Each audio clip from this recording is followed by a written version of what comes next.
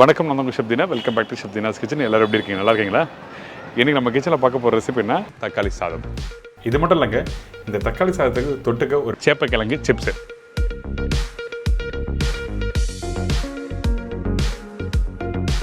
இப்போ இந்த ரெசிபி எப்படி பண்ணுறது பார்ப்போம். அதுக்கு முன்னாடி தேவையான பொருட்கள் பார்த்தலாமா? பொன்னி ரைஸ் 1 கிளாஸ், தக்காளி 6 நம்பர், வெங்காயம் 3 நம்பர், பூண்டு 20லேருந்து 25 பல்லு, காய்ந்த மிளகாய் 5லேருந்து 6 நம்பர், இஞ்சி பூண்டு பேஸ்ட் 1/2 டீஸ்பூன், முழு கரம் மசாலா தாளிப்புக்கு தேவையான அளவு, கடலைப்பருப்பு 1/2 டேபிள் ஸ்பூன், உளுத்தம்பருப்பு 1/2 டேபிள் ஸ்பூன், சோம்பு 1/2 டீஸ்பூன், மஞ்சத்தூள் 1/4 டீஸ்பூன், தனியா powder 1/4 teaspoon, chilli powder 1 teaspoon, கருவேப்பிலை தேவையான அளவு, கொத்தமல்லி தேவையான அளவு, உப்பு தேவைக்கற்ற, நல்லெண்ணெய் குக் பண்ணுறதுக்கு தேவையான அளவு.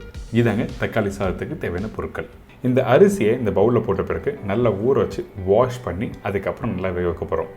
பொன்னி ரைஸ், பச்சை அரிசி இந்த மாதிரினா ஊற வச்சு வாஷ் பண்ணலாம். இதுவே பாஸ்மதி ரைஸாக இருந்ததுன்னா ஃபஸ்ட்டு வாஷ் பண்ணிவிட்டு அதுக்கப்புறம் ஊற வைக்கணும். இதுதான் வித்தியாசம் பாஸ்மதி ரைஸ்க்கும் பொன்னி ரைஸ்க்கும். அடுத்து நம்ம என்ன பண்ணுறோன்னா அரிசி வேக வைக்க போகிறோம். நல்லா சூடாக இருக்க தண்ணியில் அரிசியை போட்ட பிறகு கரெக்டாக ஒரு 90% பாயில் பண்ணி எடுத்துருங்க.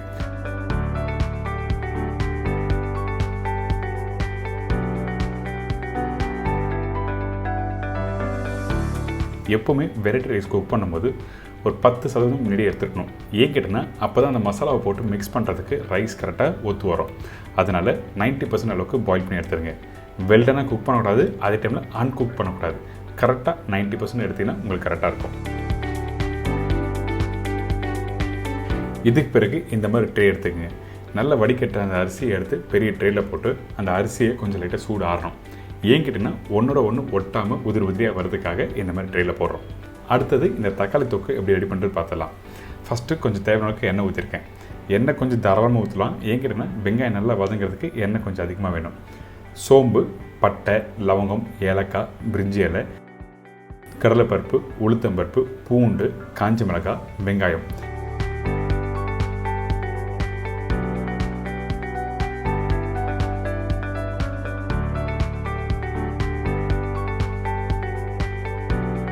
இதெல்லாம் போட்ட பிறகு இந்த வெங்காயத்தை நல்லா வதங்கி வரணும். இந்த வெங்காயம் வதங்கிறது தான் எக்ஸ்ட்ரா எண்ணெய் ஊற்றிருக்கேன். நீங்கள் எடுத்த உடனே என்னடா எண்ணெய் அதிகமாக இருக்குன்னு சொல்லிட்டு நினைக்க வேண்டாம். எண்ணெய் அதிகமாக இருந்தால் தான் தக்காளி தொக்கு இன்கேஸ் மீந்தால் கூட மறுநாள் எடுத்து நீங்கள் சாப்பிட்லாம், கெட்டு போகாது. அதனால தான் எக்ஸ்ட்ரா எண்ணெய் ஆட் பண்ணியிருக்கேன்.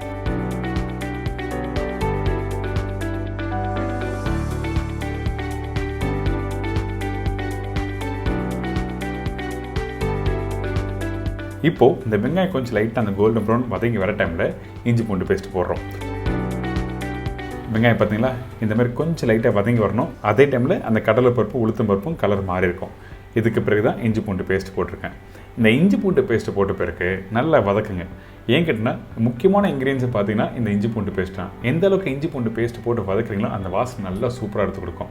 அதனால தான் நிறைய பேருக்கு அந்த மசாலா ஸ்டைலில் வர இந்த தக்காளி தொக்கு எல்லாருக்கும் பிடிக்கும். இதுக்கு பிறகு பழமாக உள்ள தக்காளி கட் பண்ணி போட்டிருக்கேன். உப்பு, மஞ்சத்தூள், மிளகாய் பவுடர், தனியா பவுடர். நான் சொன்ன ரேஷியோவில் கரெக்டாக போடுங்க. 6 தக்காளிக்கு நான் சொன்ன மெஷர்மெண்ட் கரெக்டாக இருக்கும். இதெல்லாம் போட்ட பிறகு இதை அப்படியே 2 நிமிஷம் நல்லா வதக்குங்க.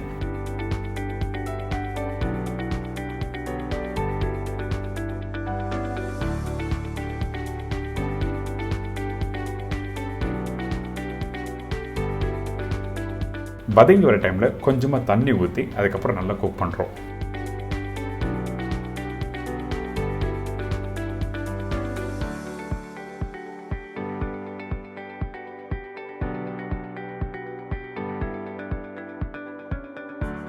இதுக்கு பிறகு இந்த மசாலா வேகிறதுக்கு குறைஞ்சபட்சம் ஒரு 15லேருந்து 20 நிமிஷம் டைம் எடுக்கும். அப்போ தான் குக் பண்ண அந்த வெங்காயம் தக்காளி நல்லா மேஷ் ஆகி அதுக்கப்புறம் இந்த மசாலாவோட நல்லா மிக்ஸ் ஆகிருக்கும். இப்போ இந்த மாதிரி டெக்ஸ்டர் வந்திருக்கா, இதை திருப்பி நல்லா குக் பண்ணணும். குக் பண்ணும்போது நல்லா கெட்டியாக ட்ரை ஆகணும். அதுக்கு பிறகு தான் ரைஸ் போடணும். இந்த ஸ்டேஜில் நீங்கள் போட்டினா ரைஸ் என்ன கேட்டிங்கன்னா உங்களுக்கு அந்த மசாலா கரெக்டாக ஒட்டாது. அதனால தான் தக்காளி தொக்கு நல்லா கெட்டியாக ஆகணும். இந்த மாதிரி இப்போ தக்காளி தொக்கு ரெடி ஆகிடுச்சு. இதை வச்சு நீங்கள் மார்னிங் பிரேக்ஃபாஸ்ட்டுக்கு இட்லி, தோசை தொட்டு சாப்பிட்லாம். அதே டைமில் ரைஸ் எப்படி மிக்ஸ் பண்ணுறது பார்ப்போம். ஏற்கனவே குக் பண்ணி வச்சுருக்கேன் அந்த அரிசியும் போட்டிருக்கோம். கொஞ்சம் கொத்தமல்லி நல்லெண்ணெய் போட்டு அப்படி நல்லா மிக்ஸ் பண்ணுறோம்.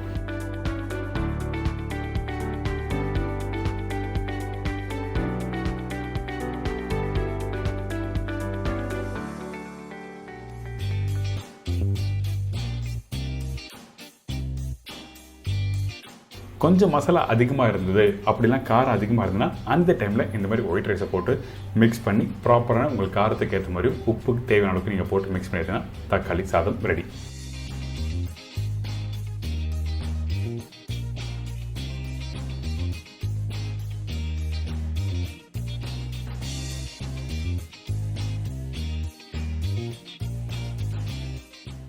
இதை தொடர்ந்து சேப்பக்கிழங்கு சிப்ஸு.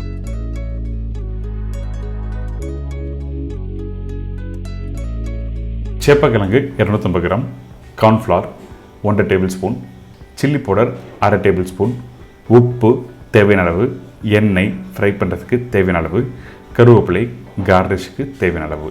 இதாங்க இந்த ப்ரிப்பரேஷன் தேவையான பொருட்கள். இப்போது நம்மக்கிட்ட இருக்க இந்த சேப்பக்கிழங்கு நல்லா தோலை சீவி எடுத்து வச்சுருக்கோம். தோலை சீவி எடுத்து முடிச்ச பிறகு நல்லா வாஷ் பண்ணுங்கள். என்கிட்ட மண் இருக்கும். அதே டைமில் இந்த கிழங்கு 2 வகையான கிழங்கு காமிச்சிருக்கேன். 2 வகைனா ஒன்று சின்னது ஒன்று பெருசாக இருக்குல்ல, சின்ன கிழங்கு யூஸ் பண்ணுறது அவாய்ட் பண்ணுங்கள். பெருசாக இருந்தால் நீங்கள் கட் பண்ணுறதுக்கோ இல்லை ஸ்லைஸ் பண்ணுறதுக்கோ ரொம்ப ஈஸியாக இருக்கும். இதுக்கு பிறகு நம்ம என்ன பண்ணுறோன்னா இந்த கிழங்கை அப்படியே ஒரு துணியில் போட்டு நல்லா துடைச்சிருங்க. அப்போ தான் அந்த ஈரத்தன்மை இருக்காது. அதுக்கப்புறம் கட் பண்ணுறதுக்கு ஈஸியாக இருக்கும்.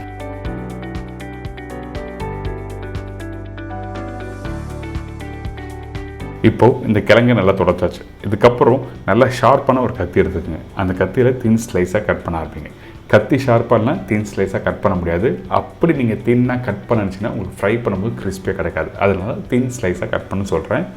அப்படி இல்லை எனக்கு அந்த கத்தியில் கட் பண்ணுறதுக்கு கொஞ்சம் கஷ்டமாக இருக்குன்னு நினச்சிங்கன்னா இந்த மாதிரி ஸ்லைஸர் எடுத்துக்கலாம். அதாவது வீட்டில் பஜ்ஜி போடும்போது வாழைக்காய் சீவுறதுக்கு ஸ்லைஸர் இருக்கணும்ல, இந்த ஸ்லைஸரில் இந்த மாதிரி நல்லா தின்னாக ஸ்லைஸ் பண்ணிவிட்டு அதுக்கப்புறம் ஃப்ரை பண்ண ஆரம்பிக்கலாம். எந்த அளவுக்கு தின்னாக ஸ்லைஸ் பண்ணுறோமோ அந்தளவுக்கு இந்த சிப்ஸ் நல்லா கிறிஸ்பியாக வரும். ஃப்ரை பண்ணும்போது உங்களுக்கு கொஞ்சம் கிறிஸ்பியாக வரலன்னு நினச்சிங்கன்னா அப்போ இந்த காய் வேகலைன்னு அர்த்தம். அதனால தான் தின்னாக ஸ்லைஸ் பண்ண சொல்கிறோம். இதுக்கப்புறம் மேரினேஷன் பண்ணலாம். இந்த மேரினேஷன் பண்ணும்போது கார்ன்ஃப்ளவர் 1.5 டேபிள் ஸ்பூன் அளவு போட்டிருக்கேன்.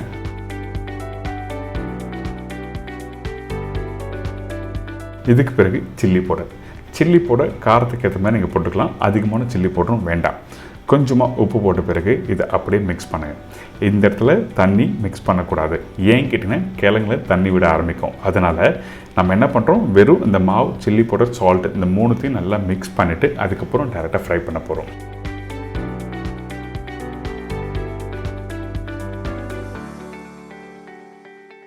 அடுத்தது இந்த எண்ணெய் நல்லா சூடாக இருக்குது. இப்போ 1 by 1 போட்டு நல்லா ஃப்ரை பண்ணி எடுத்துருங்க. ஃப்ரை பண்ணும்போது அடுப்பு நல்லா ஹை ஃப்ளேமில் இருக்கணும். அப்போ தான் உங்களுக்கு கரெக்டாக அந்த டெம்பரேச்சர் அப்படியே ஸ்டே ஆகும். அதுக்கப்புறம் தான் உங்களுக்கு நல்லா கிறிஸ்பியாக எடுத்து சர்வ் பண்ணுறதுக்கு நல்லாயிருக்கும்னு சொல்கிறேன். நீங்கள் வேகமாக எடுத்தாலும் சாப்பிட முடியாது. அப்படி சாப்பிட்டாலும் நாக்கு அரிக்கு சொல்லுவாங்க பார்த்தீங்களா, அந்த மாதிரி ப்ராப்ளம் வரும். அதனால தான் நல்லா கிறிஸ்பியாக வந்த பிறகு ஃப்ரை பண்ணி எடுத்துருங்க.